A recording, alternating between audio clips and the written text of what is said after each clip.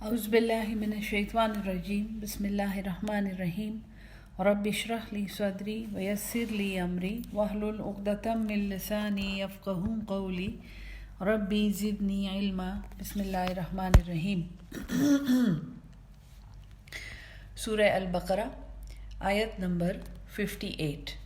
کل ہم لوگوں نے 57 تک پڑھا تھا اور میں نے آپ کو بتایا تھا کہ واپس بنی اسرائیل کی طرف ذکر جائے گا اور بنی اسرائیل پر جو نعمتیں ہوئی ہیں اور انہوں نے جیسے جیسے اس کا کفران نعمت کیا ہے وہ اللہ تعالیٰ اس کی ڈیٹیل بیان کر رہا ہے سورہ البقرہ میں۔ اب جو واقعہ آ رہا ہے یہ ہے کہ جب یہ فرعون سے بھاگ کر یہ لوگ نکل گئے اور مصر سے یہ لوگ بھاگ گئے تھے تو ان کو راستے میں وہاں پر ایک جگہ پر یہ رکے جہاں پہ ان کو من و سلوہ ملتا تھا اور غمام تھا ان کے اوپر اور بہت سی نعمتیں تھیں ان کے لیے۔ اس کے بعد اب یہ بیت المقدس واپس آئے ہیں۔ حضرت سلیمان کے زمانے میں جب ہیکل کی تعمیر ہوئی تھی اور بیت المقدس بنا تھا، اس کے بعد پھر یہ وہاں سے نکالے گئے ہیں۔ بیت المقدس کو ایک ظالم بادشاہ نے فتح کیا تھا اور یہ وہاں پر محکوم تھے اور بے عزت تھے، اور پھر یہ واپس پہنچے ہیں۔ یا تو یہ بیت المقدس میں واپس داخل ہو رہے ہیں اور یا یہ کوئی پھر صحرا میں کوئی خوبصورت جگہ ہے جو اللہ نے ان کو دی ہے، لیکن غالب امکان یہی ہے کہ یہ بیت المقدس میں واپس داخل ہو رہے تھے بنی اسرائیل۔ بسم اللہ الرحمن الرحیم۔ اور اذ قلنا، جب ہم نے کہا، ادخلوا، داخل ہو جاؤ، ہذہ القریۃ، اس بستی میں، فکلوا منہا، پس کھاؤ اس میں سے، حیث شئتم، جہاں سے تم چاہو، رغدن، بافراغت، بالکل جیسے اللہ تعالیٰ نے حضرت آدم کو جنت میں کہا تھا کہ فکلوا منہا حیث شئتم رغدن، کھاؤ جہاں سے تم چاہو بافراغت، وادخلوا الباب، اور داخل ہو ان دروازوں میں، اس دروازے میں، سجدن، سجدہ کرتے ہوئے، وقولوا، اور کہو، حطۃ، ہمیں بخش دے، نغفر لکم، ہم بخش دیں گے تمہارے لیے، خطایاکم، تمہاری خطائیں، وسنزید المحسنین، اور ان قریب ہم احسان کرنے والوں کو مزید دیں گے، زیادہ دیں گے۔ یہ اللہ تعالیٰ نے کیونکہ یہ پھٹکارے ہوئے نکلے ہیں مصر سے اور بھاگ رہے ہیں، اور اللہ نے ان کے اوپر ایک خاص انعام کیا ہے اور ان کو ایک بہت اچھی خوبصورت بستی میں رہنے کی جگہ دی ہے۔ اور جب ایک بستی میں قوم داخل ہوتی ہے تو وہاں پہ داخل ہونے کے آداب کیا ہیں، اللہ نے ان کو یہ بتایا کہ دیکھو یہ بستی میں تمہیں دے رہا ہوں، تم یہاں پہ داخل ہو جاؤ، کھاؤ جہاں سے تم چاہو، لیکن اس کے دروازے میں داخل ہونا ہے عاجزی کرتے ہوئے، سجدہ کرتے ہوئے، اللہ کا شکر کرتے ہوئے، اور وقولوا حطۃ، اور اپنی خطاؤں کی معافی مانگنی ہے، بخشش مانگنی ہے۔ جو غلطیاں کر کے، جو گناہ کر کے اس بستی تک پہنچے ہیں اور جہاں سے مار پیٹ کے نکالے گئے ہیں، اس کے لیے اللہ کی پناہ مانگنی ہے، اللہ سے معافی مانگنی ہے۔ تو اللہ کہتا ہے کہ پھر ہم تمہاری خطائیں معاف کر دیں گے۔ انہوں نے کیا کیا تھا کہ جب یہ بیت المقدس میں داخل ہوئے ہیں تو انہوں نے اپنے سر پیچھے کی طرف اکڑا لیے تھے۔ یہ مشہور اسرائیلی روایت ہے، قرآن میں اس کا ذکر نہیں ہے۔ اگلی آیت میں اتنا بتایا جا رہا ہے کہ انہوں نے تعمیل نہیں کی تھی۔ اسرائیلی روایات میں یہ ہے کہ انہوں نے اپنی گردنیں پیچھے کی طرف اکڑا لی تھیں اور وہ ایک مختلف لفظ بولتے ہوئے اس بستی میں داخل ہوئے تھے۔ ان کو حطۃ کہا گیا تھا کہنے کو، جس کا مطلب ہے بخش دے، اور وہ کہہ رہے تھے حنطۃ، جس کا مطلب ہے گیہوں یا گندم۔ تو انہوں نے ایک لحاظ سے اللہ کے حکم کا مذاق اڑایا اور اسے بگاڑ دیا، اس کی شکل بگاڑ دی۔ فبدل الذین ظلموا، پس بدل دیا ان لوگوں نے جو ظالم تھے، قولا، اس بات کو، غیر الذی، اس کے علاوہ، قیل لہم، جو انہیں کہی گئی تھی۔ فانزلنا، پس ہم نے نازل کیا، علی الذین ظلموا، ان لوگوں پر جنہوں نے ظلم کیا، رجزن، گندگی کا عذاب، پلیدی کا عذاب، من السماء، آسمان سے، بما كانوا یفسقون، بسبب اس نافرمانی کے جو وہ کرتے تھے۔ تو فتح مکہ کی روایات سے ہمیں پتہ ہے کہ حضور صلی اللہ علیہ وسلم کا سر جو تھا، آپ کی پیشانی مبارک اپنی اونٹنی کے کوہان سے لگی ہوئی تھی، آپ اس قدر جھکے ہوئے تھے اور مسلسل دعا مانگ رہے تھے اور استغفار کر رہے تھے۔ تو فاتحوں کی شان جو قرآن سکھاتا ہے وہ یہ ہے کہ انتہائی عاجزی کرتے ہوئے اور انتہائی بخشش مانگتے ہوئے اور اپنی غلطیوں سے ڈرتے ہوئے فاتح جو ہیں وہ اپنی مفتوح بستیوں میں داخل ہوتے ہیں۔ دنیا کی فتوحات آپ دیکھ لیجئے اور وہاں پر جو جان اور عزت اور مال پامال کیا جاتا ہے وہ ہم سب کو اچھی طرح پتہ ہے۔ جتنے بھی لوگ ہسٹری پڑھتے ہیں ہمیں اندازہ ہے کہ انسان کس قدر آؤٹ آف کنٹرول ہو جاتا ہے جب اس کو یہ فیل ہوتا ہے کہ اس نے ایک بستی کو فتح کر لیا ہے۔ تو اللہ نے ان کے اوپر نعمت کی اور ان کو ایک خوبصورت بستی رہنے کے لیے دی اور کھانے پینے کا سامان دیا، اور انہوں نے اللہ کے حکم کو بدل دیا، اللہ کے حکم کے مطابق وہاں پہ انہوں نے حکومت نہ قائم کی، تو ان پر گندگی کا عذاب اترا آسمان سے۔ وَإِذِ اسْتَسْقَىٰ مُوسَىٰ، سقایا سین قافیہ پانی پلانا، اِذِ اسْتَسْقَىٰ مُوسَىٰ، اور جب موسیٰ نے پانی مانگا، ہم کہتے ہیں نا نماز استسقاء، وہ پانی بارش مانگنے والی نماز جو ہوتی ہے، لِقَوْمِهِ اپنی قوم کے لیے، فَقُلْنَا اضْرِبْ پس ہم نے کہا ضرب لگا، بِعَصَاكَ الْحَجَرَ اپنی اس چھڑی کے ساتھ پتھر پر، فَانْفَجَرَتْ مِنْهُ اثْنَتَ عَشَرَ پس پھوٹ پڑے اس میں سے 12 عینن چشمے، قد علم کل اناس تحقیق معلوم کر لیا ہر ایک گروہ نے، ہر ایک انسان نے، ہر ایک فیملی نے، مشربہم اپنا پانی پینے کی جگہ، کلو وشربو کھاؤ اور پیو، من رزق اللہ اللہ کے رزق میں سے، ولا تعثوا فی الارض اور نہ تم دوڑتے پھرو زمین میں، مفسدین فساد کرتے ہوئے۔ بہت ہی امپورٹنٹ آیت ہے یہ، اور جو آگے ان کے کفران نعمت کا بیان آ رہا ہے اس کا ایک یہ دیباچہ ہے، اس کا ایک پریمبل ہے جو اللہ آپ کو دکھا رہا ہے کہ موسیٰ نے اپنی قوم کے لیے پانی مانگا، صحرا میں تھے یہ لوگ، پانی پینے کی ان کا موقع نہیں تھا، صاف پانی نہیں تھا، تو اللہ نے کہا کہ اپنا یہ عصا جو ہے یہ پتھر پر مار، اور اس میں سے 12 چشمے پھوٹ نکلے، اور ہر ایک گروہ نے اپنا گھاٹ معلوم کر لیا، پانی پینے کی جگہ مشرب جو ہے وہ انہوں نے معلوم کر لیا۔ سبق اس میں کیا ہے کہ انسان کی جو بنیادی ضرورت ہے زندہ رہنے کی، کیا آپ کو پتہ ہے کہ ایک انسان بغیر خوراک کے کب تک زندہ رہ سکتا ہے؟ بغیر پانی کے تو وہ 3 دن بھی نہیں زندہ رہ سکتا، بغیر خوراک کے انسان اگر اس کو پانی ملتا رہے تو وہ 6 مہینے تک زندہ رہ سکتا ہے۔ تو یہ پانی ایک ایسی چیز ہے جو زندگی کی بنیادی ضرورت ہے، اور جب وہ مانگا گیا تو اللہ نے فوراً ہر ایک انسان کو، ہر فیملی کو، دنیا کے ہر خطے میں رہنے والوں کو ان کی ضرورت کے مطابق وہاں پہ پانی دے دیا، اور انہوں نے بھی اپنے پانی پینے کی جگہ پہچان لی۔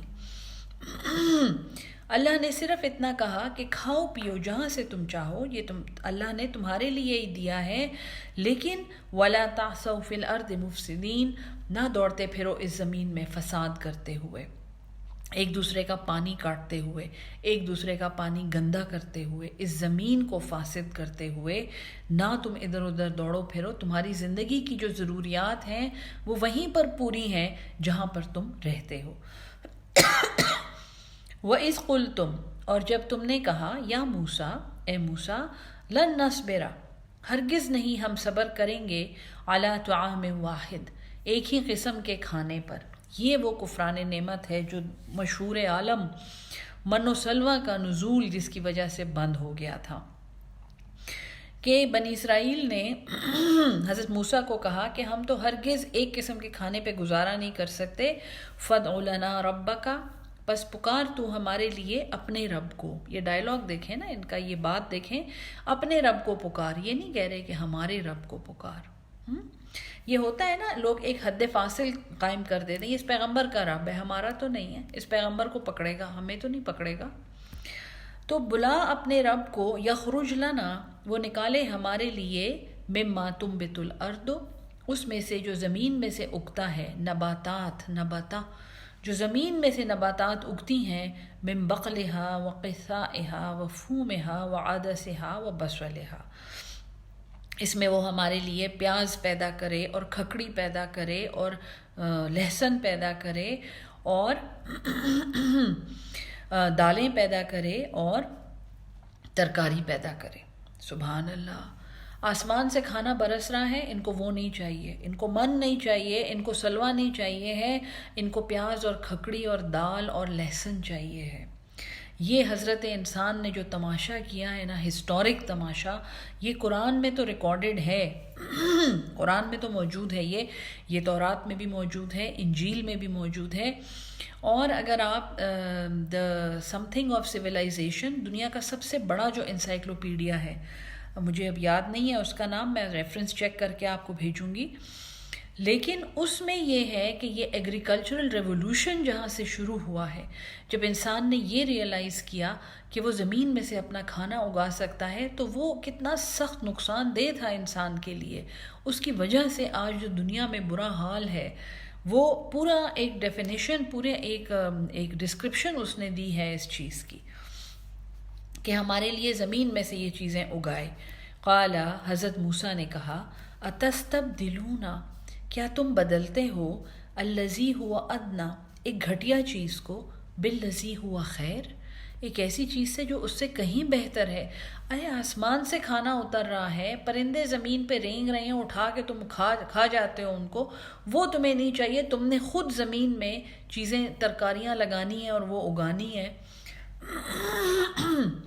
اہبتو مصرن، دوبارہ وہی لفظ آیا ہے، اہبتو، اتر جاؤ، بالکل جیسے حضرت آدم کو کہا گیا تھا جب انہوں نے وہ گناہ کیا، جب انہوں نے وہ نافرمانی کی تھی، تو اللہ نے کہا تھا اہبتو۔ یہاں پہ حضرت موسیٰ اپنی قوم کو کہہ رہے ہیں اہبتو مصرن، اتر جاؤ اس شہر میں، یعنی کہ شہری زندگی کی ابتدا ہوئی تھی انسان کی اس وقت جب اس نے جنت سے اترنے والے اور اپنی زمین میں سے زمین میں پیدا ہونے والی خوراک کا اور پانی کا انکار کیا تھا، اور صرف اپنی زبان کے ذائقے کے لیے اس نے کہا کہ میں بور ہو گیا ہوں اس ایک ہی ذائقے سے، مجھے مختلف قسم کے ذائقے چاہیے ہیں۔ کیا کچھ نہیں ہے اس قرآن میں، اور کس کس قسم کے فینومینن اس میں نہیں ایکسپلین ہوئے۔ میں کہتی ہوں کہ اگر ہم لوگ ایک بچے کو قرآن سمجھا کر بڑا کریں تو یقین مانیں کہ 5ویں 6ٹھی کلاس میں اس بچے کی نالج جغرافی کی، ہسٹری کی، ایتھکس کی، مورلز کی، لینگویجز کی، وہ اپنے ساتھ والے عام سکولوں والے بچوں سے کہیں زیادہ ہوگی، یہ میں آپ کو لکھ کے دے سکتی ہوں۔ شاید میں اپنی زندگی میں ایسا کام نہ کر سکوں، میں ایسا سکول نہ کھول سکوں، اللہ کرے آپ میں سے کوئی کھول لے۔ اگر کسی نے کھولا مجھے ضرور بتائے، مجھے بڑی خوشی ہوگی اور میں بہت ان کی مدد کروں گی اس میں۔ تو جناب شہری زندگی ان پر ڈال دی گئی، اہبتو مصرن، اتر جاؤ اس شہر میں، فإن لکم ما سألتم، پس بے شک تمہارے لیے وہ ہے جو تم مانگتے ہو، وضربت علیہم الذلۃ، اور چسپاں کر دی گئی ان پر ذلت، والمسکنہ، اور مسکینی۔ اب وہ زمینوں میں ہل چلائیں گے اور پانی پہ لڑیں گے اور زمینوں پہ لڑیں گے اور ایک دوسرے کو قتل کریں گے اور اپنی زمین کو چھوڑ کر کہیں اور نہیں جائیں گے، مسکین ہو گئے ہیں یہ۔ وباءوا بغضب من اللہ، اور وہ لوٹے اپنے اللہ کے غضب کے ساتھ۔ یہ وہ مغضوب ہیں جو سورہ فاتحہ میں مغضوب بتایا گیا ہے نا، یہ وہ مغضوب ہیں، صرف منہ کے ذائقے کے لیے انہوں نے آسمان جنت سے برسنے والی خوراک کا انکار کر دیا۔ ذالک بانہم، یہ اس لیے کہ یہ لوگ کانوا یکفرون بآیات اللہ، یہ اللہ کی نشانیوں کا انکار کرتے تھے۔ ابھی ہم نے پڑھا کہ وہ من و سلوہ کا کیسے انکار کیا انہوں نے، اللہ کے بتائے ہوئے کلمے کو کیسے بدل دیا۔ وَيَقْتُلُونَ النَّبِيِّينَ، اور جو ان کو حق بات بتاتا تھا یہ اسے قتل کر دیتے تھے۔ ہے نا ایسے معاشرے، ہمارا اپنا معاشرہ بھی ایسا جہاں سچ بات کرنا بہت مشکل ہے۔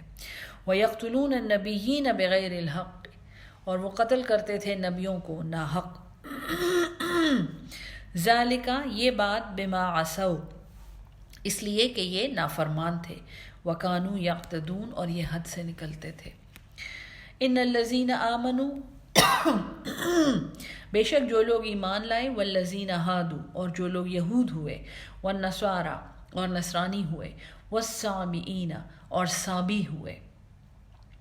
سابی تھوڑا سا میں ایکسپلین کر دوں آپ کو. یہاں پہ اکثر لوگ یہ کہتے ہیں کہ یہ ستارہ پرست تھے یا یہ آتش پرست تھے. دیکھیں یہود کا ذکر، ایمان والوں کا ذکر ہوا ہے، پھر یہود کا ذکر ہوا ہے، پھر نصارہ کا ذکر ہوا ہے، اور پھر سابیوں کا ذکر ہوا ہے. من آمن باللہ جو ایمان لایا اللہ پر، والیوم الآخر اور آخرت کے دن پر، وعمل صالحا اور اس نے عمل صالح کیا. عمل صالح ہم پڑھ چکے ہیں، صلح کرنا، اصلاح کرنا، صلاحیت کے مطابق بہترین کام کرنا. تو جن لوگوں نے یہ کیا، اب سابی جو ہیں ظاہر ہے وہ اللہ پر ایمان، اگر وہ ستارہ پرست ہیں یا وہ مجوس ہیں یا وہ آتش پرست ہیں تو پھر وہ آمن باللہ والے لوگ نہیں ہیں. اس لیے یہ غلط فہمی یہاں پہ دور کر لیں کہ سابی جو ہیں یہ کوئی مشرک قوم ہے. یہ بھی ایک توحید پرست قوم کا نام ہے. اور سابی کے بارے میں روایات یہ ہیں کہ سارے مذہبوں میں سے کچھ لوگ جو ہیں اپنے لوگوں کی غلط عقیدوں سے اور شرک سے بیزار ہو کر، الگ ہو کر صحرا میں ایک جگہ پہ رہتے تھے اور وہ ایک اندیکھے خدا کی عبادت کرتے تھے. ان لوگوں کو سابی کہا جاتا تھا. اس لیے یہاں پر اس آیت میں ذکر ہے یہود کا، نصارہ کا، ایمان والوں کا اور سابی کا.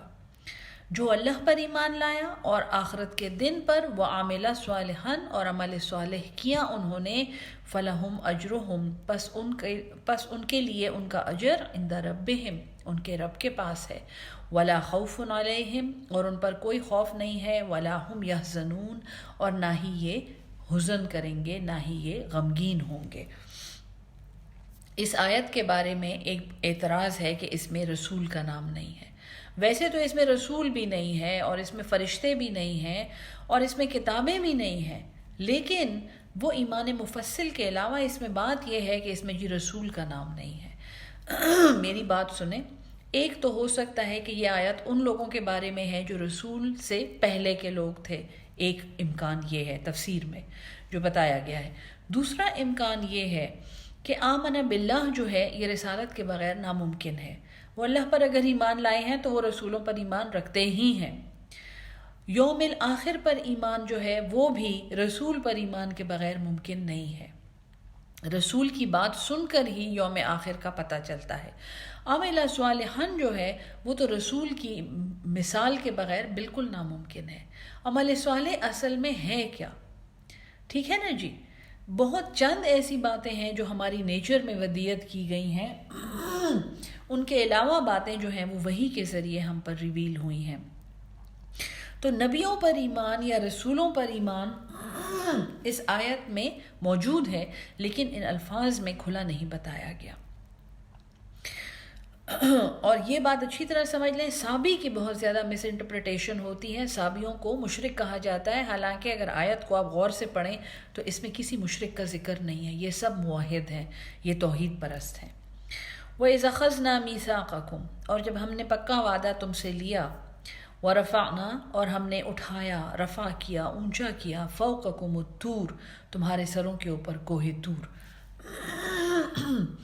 ایک واقعہ ہے کہ بنی اسرائیل کے سر پر اصل میں کوہ طور کو معلق کر دیا گیا تھا اور ان کو یہ کہا گیا تھا کہ اللہ کی بات مانو اور شریعت کا اتباع کرو. اور جب انہوں نے پھر اس وقت توبہ کی اور بات مانی تو وہ پہاڑ ان کے سروں سے ہٹایا گیا. اصطلاح میں آپ یہ سمجھیں کہ ایسی قومیں ہوتی ہیں جن کے سروں پر مصیبتوں کے انبار لاد دیے جاتے ہیں ان کے گناہوں کی وجہ سے، اور وہ انبار صرف اسی صورت میں ہٹ سکتے ہیں جب وہ توبہ کر لیں. ایک سمپل مثال ہماری اپنی قوم کی لے لیں. جھوٹ بول بول کے اور ناجائز کام کر کر کے اور اہلوں کو کرسیوں پہ بٹھا بٹھا کے ہم لوگوں نے کوہ طور سے بڑے بڑے پہاڑ اپنے سروں پر معلق کیے ہوئے ہیں، لیکن ہم آج بھی توبہ نہیں کر رہے. خذوا ما آتیناکم پکڑو اسے جو ہم نے تمہیں دیا، بقوت قوت کے ساتھ، واذکروا ما فیہ اور نصیحت حاصل کرو، پڑھو جو اس میں ہے، لعلکم تتقون تاکہ تم متقی بن جاؤ.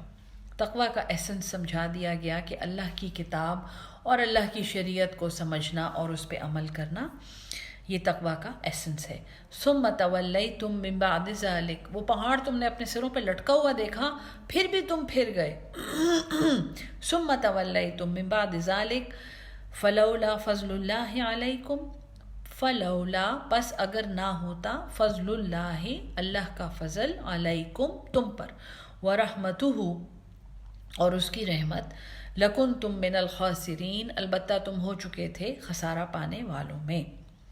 وَلَقَدْ عَلِمْتُمُ الَّذِينَ اور تحقیق تم جانتے ہو ان لوگوں کے بارے میں، اعتدوا منکم جنہوں نے زیادتی کی تم میں سے، فی السبت سبت کے دن میں، فَقُلْنَا لَهُمْ پس ہم نے کہا ان کو، کونو تم ہو جاؤ، قردۃً بندر، خاسئین ذلیل۔ اصحاب سبت کا بیان ہے اور یہ مشہور بیان ہے قرآن کا، آگے بھی اس کا ایک ریفرنس آتا ہے۔ یہ ایک بستی تھی جس میں ملاح رہتے تھے جو مچھلیوں کا شکار کرتے تھے۔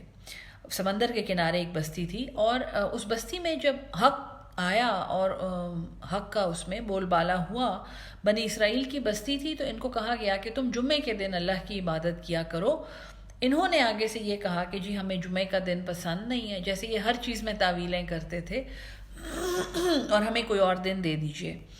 تو ان کو ہفتے کا دن دے دیا گیا، سبت، سبت، ابھی بھی یہ یہود مناتے ہیں یہ دن، سبت جو ہے اس دن یہ عبادت کا اہتمام کرتے ہیں۔ اور لیکن سبت کے ساتھ ایک شرط یہ لگا دی گئی کہ چونکہ تم نے اپنی مرضی کا دن لیا ہے تو شرط اس میں یہ ہے کہ تم نے سارا دن کوئی دنیاوی کام نہیں کرنا۔ اب دنیاوی کام ان کا یہ تھا کہ یہ مچھلیاں پکڑتے تھے، یہ مچھیرے تھے۔ انہوں نے جو لوگ پانی کے بالکل قریب رہتے تھے وہ کیا کرتے تھے کہ جمعے کی رات کو جا کے پانی میں جال لگا آتے تھے، کیونکہ ہفتے کے دن بہت زیادہ مچھلیاں آتی تھیں۔ مچھلیوں کو یا تو پتہ ہوتا تھا کہ آج ہمیں کوئی نہیں مارے گا، تو وہ بہت آتی تھیں، ابل ابل کے پانی کے اوپر مچھلیاں نظر آتی تھیں، تو وہ جال لگا آتے تھے مچھلیاں، اور جو ہے سیٹرڈے کا دن گزر جاتا تھا اور سنڈے کی صبح یہ وہ جال اپنے اکٹھے کر لیتے تھے اور مچھلیاں پکڑ لیتے تھے۔ تو گویا کہ اللہ کے حکم میں انہوں نے ایک لوپ ہول دیکھا، یہ نہیں کہ کیونکہ ٹیکنیکلی تو آپ ہفتے کے دن پھر شکار کر رہے ہیں اگر آپ نے جال لگایا ہوا ہے، تو انہوں نے ایک لوپ ہول ڈھونڈا اور اللہ کے حکم کے گرد جا کے اپنا شکار جاری رکھا۔ اس کے نتیجے میں بستی کے 3 حصے ہو گئے، ایک وہ جو جال لگاتے تھے اور مچھلیاں پکڑتے تھے، ایک وہ جو نہ جال لگاتے تھے نہ مچھلیاں پکڑتے تھے اور نہ ان کو کچھ برا بھلا کہتے تھے۔ وہ کہتے تھے یہ ہمارے بھائی بندے ہیں یار، ہمارے کزنز ہیں، ان کو کیا لوگ کیا کہیں گے، ہم ان کو کیا کہیں، بس ہم خود نہیں نا غلط کام کرتے، یہ ٹھیک ہے۔ اور ایک وہ جو بستی کے باہر جا کے رہنا شروع ہو گئے، ایکچولی انہوں نے کہا کہ آپ بڑے گنہگار ہیں، اللہ آپ سے ناراض ہو جائے گا، آپ غلط کام کرتے ہیں اور ہم آپ کے ساتھ نہیں رہیں گے اور ہم خود بھی غلط کام نہیں کریں گے۔ اس بستی پر جو عذاب آیا تھا وہ یہ تھا کہ لوگوں کی شکلیں بندروں جیسی بن جاتی تھیں، اور وہ بڑا تکلیف دہ عذاب تھا۔ انہوں نے بڑے کنویں کھودے اور وہاں جا کے چھپ کے بیٹھ جاتے تھے اندھیرے میں، اس ڈر سے کہ ان کو ایک دوسرے کی شکلیں نہ نظر آئیں، کہ اب وہ شکل جو ہے وہ بگڑنا شروع ہو گئی ہے، وہ مسخ ہونی شروع ہو گئی ہے، اور یہ ایک دوسرے کو دیکھ دیکھ کر روتے تھے۔ ایک فلم ہے بڑی مزے کی، پلانٹ آف دا ایپس، وہ ضرور آپ دیکھیں، جس میں کافی اندازہ ہوتا ہے کہ انسان اگر بندر بن جائے تو وہ کیسا ہوگا، استغفر اللہ۔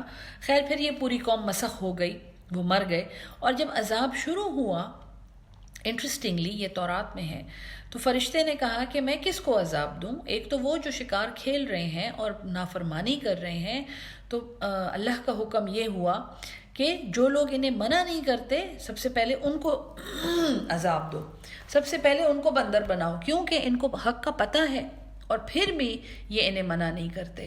تو گویا حق بات جانتے ہوئے وہ نہ کرنا، کتمان حق جو ہے، تکتمون الحق میں جو پڑھایا گیا ہے، وہ بہت بڑا گناہ ہے، حق سچی گواہی کو چھپانا بہت بڑا گناہ ہے۔ تو یہ اس بستی کی کہانی تھی۔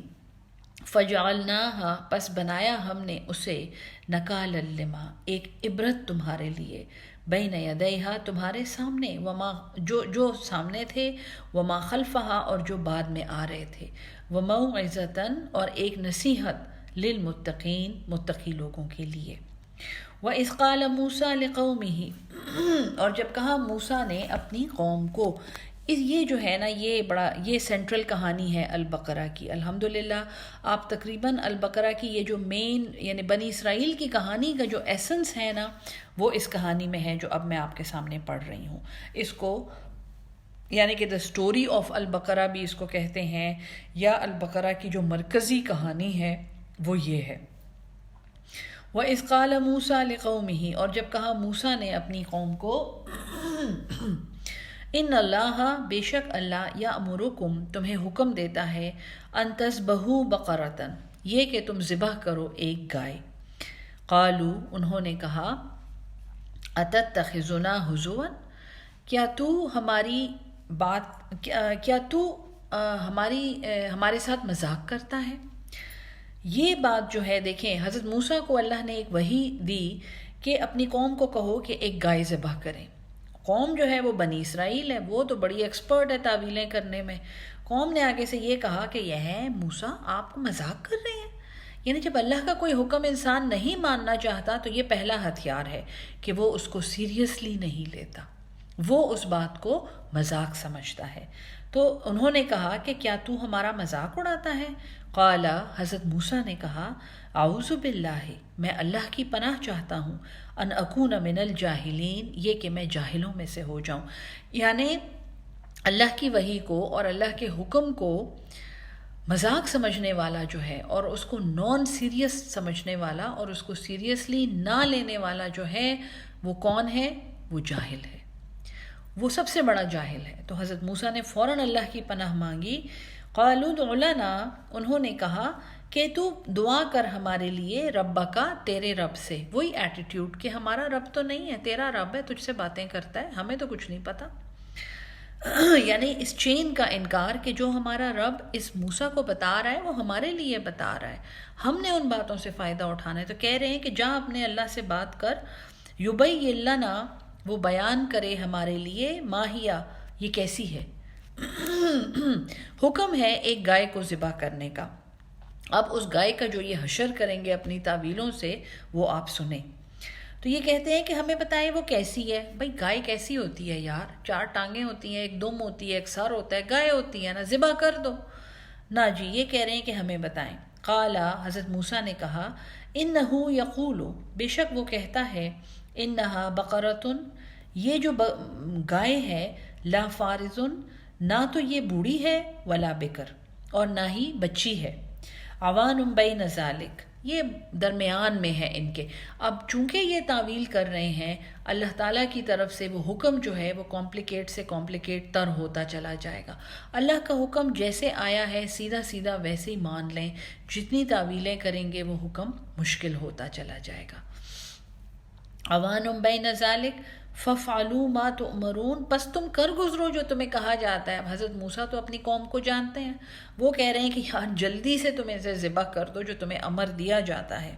قالوا ادع لنا انہوں نے کہا کہ دعا کر ہمارے لیے ربکا تیرے رب سے، یبین لنا وہ بیان کرے ہمارے لیے، ما لونہا اس کا رنگ کیسا ہے. اور مصیبت بھئی ایک گائے ہے جو جوان ہے، آپ اسے ذبح کر دینا، نہیں اب اس کا رنگ کیسا ہے. قال انہ یقول حضرت موسیٰ نے فرمایا بے شک وہ یہ کہتا ہے، انہا بقرۃ صفراء بے شک یہ گائے جو ہے یہ صفرا کے رنگ کی ہے، یہ گولڈن کلر کی ہے. فاقع لونہا بڑا زبردست اس کا رنگ ہے، تسر الناظرین دیکھنے والوں کے لیے یہ بڑی خوشی کا باعث ہوتی ہے، یعنی بڑی خوبصورت ہے. اب وہ گائے جو ہے نا وہ کوئی معمولی گائے نہیں ہے، اب وہ کوئی عام گائے نہیں ہے جیسے آپ منڈی سے پکڑ کے لا کے ذبح کر دیں.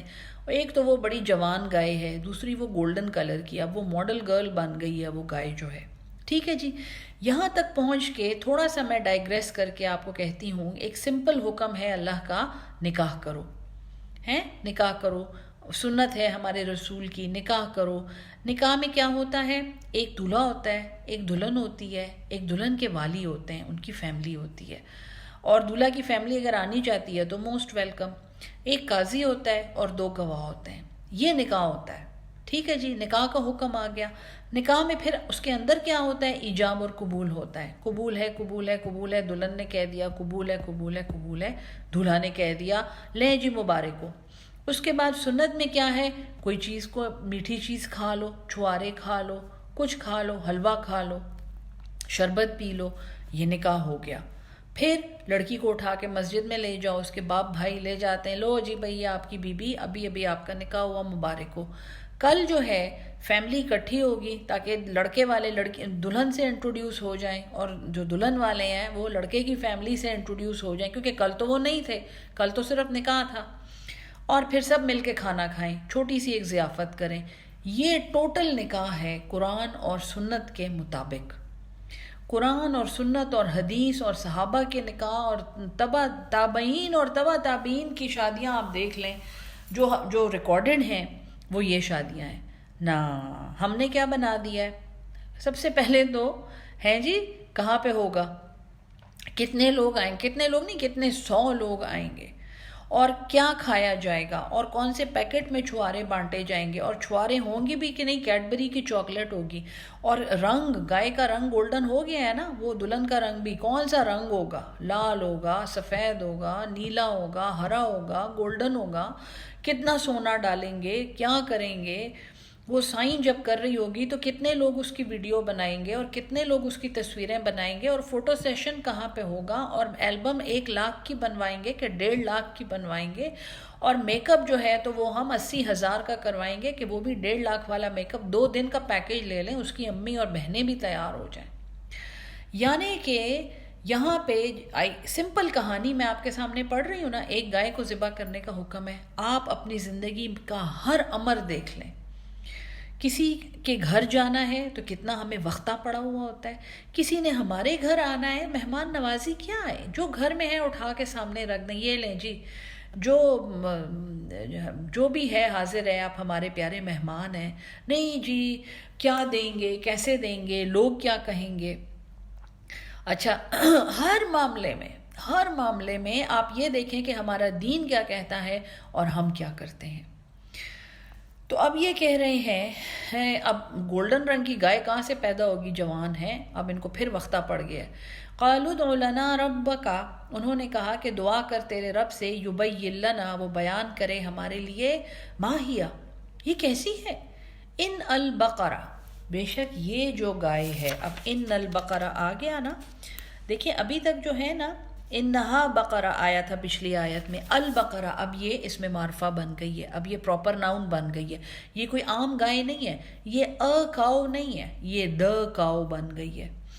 بے شک یہ جو گائے ہے نا، تشابہ علینا، ہم تو بڑے شک میں پڑ گئے ہیں اس کی وجہ سے، وَإِنَّا إِنشَاءَ اللَّهِ، اور بے شک ہم انشاءاللہ لمہتدون، ہدایت پانے والے ہیں۔ منہ سے انشاءاللہ کہنا بہت آسان ہے، الحمدللہ کہنا بہت آسان ہے، سبحان اللہ، الحمدللہ، جزاک اللہ، واہ واہ، یہ کہنا بہت آسان ہے، عمل کرنا بہت مشکل ہے جی۔ ہم قرآن کب کھولیں؟ ہم قرآن عمل کرنے کے لیے کھولیں، ہم قرآن سے ہر چیز کا جواب ڈھونڈنے کے لیے قرآن کھولیں۔ قال، حضرت موسیٰ نے کہا، انہو یقول، بے شک وہ کہتا ہے، انہا بقرۃ، کہ یہ جو گائے ہے، لا ذلول تثیر الارض، یہ نہ تو ہل چلاتی ہے زمین میں، ولا تسقی الحرث، اور نہ پانی پلاتی ہے مویشیوں کو۔ یہ اور بھی اسپیشل گائے ہو گئی۔ اب یہ کوئی جو ہے نا، یہ وائلڈ گرل ہے، یہ جو ہے نا یہ کوئی جنگلی گائے ہے، یہ ایسی گائے بھی نہیں ہے جو یہ پالتے تھے۔ مسلمتن، یہ بڑی ثابت ہے، پوری ہے، لا شیئۃ فیہا، اس میں کوئی داغ نہیں ہے۔ وہ جو گولڈن رنگ ہے وہ بھی پرفیکٹ ہو گیا ہے، اس میں بھی کوئی داغ نہیں ہے۔ پہلے جب ہر کوئی لال، کالی، نیلی گائے جیسے بھی اٹھا کے یہ کالی ذبح کر دیتے، کچھ نہ ہوتا۔ اب جو گائے ہے نا، یہ ڈھونڈنا، سنا ہے روایات میں ہے کہ پھر بڑی مشکل سے ڈھونڈ کے ملی تھی ان کو یہ۔ قالوا الآن جئت بالحق، اب تم آئے ہو سچی بات لے کر، فذبحوها، پس انہوں نے ذبح کیا اسے، وما کادوا یفعلون، حالانکہ وہ ایسا کرتے ہوئے نہیں لگتے تھے۔ یہ کہانی ہے البقرہ کی سینٹرل کہانی جو میں نے آپ کے سامنے پڑھ دی۔ یہ آیت نمبر 71 تک ہے، انشاءاللہ پارٹ 2 میں باقی ڈسکس کریں گے۔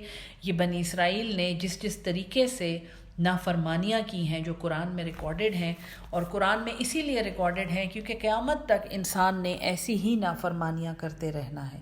تو اللہ تعالی ہم سب کو ہدایت دے اور ایسی نافرمانیوں سے بچنے کی ہمت دے. آمین ثم آمین.